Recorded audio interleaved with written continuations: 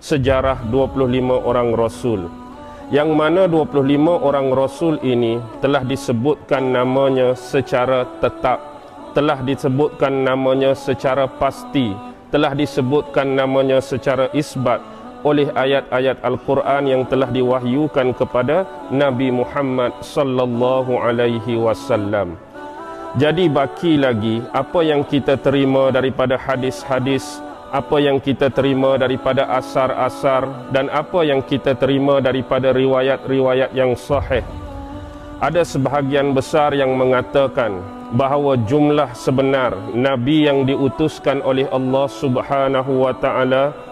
kepada seluruh alam ini berjumlah 124,000 orang Nabi, dan jumlah Rasul yang diutuskan oleh Allah Subhanahu wa ta'ala ke atas muka bumi atau alam ini ialah 313 orang, dan setengah riwayat yang lemah menyebut jumlahnya ialah 315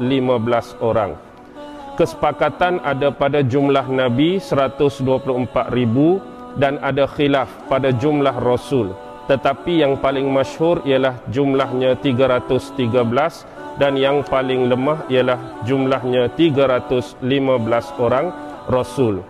Di kalangan 313 orang Rasul tadi, yang namanya memang jelas dan pasti disebutkan di dalam wahyu Allah berupa ayat-ayat Al-Quran yang diturunkan kepada Nabi Muhammad, jumlahnya ialah yang tercatat dan terkandung di dalam buku ataupun kitab ini, iaitu 25 orang Nabi lagi Rasul yang dinyatakan secara jelas menerusi firman Allah itu tadi.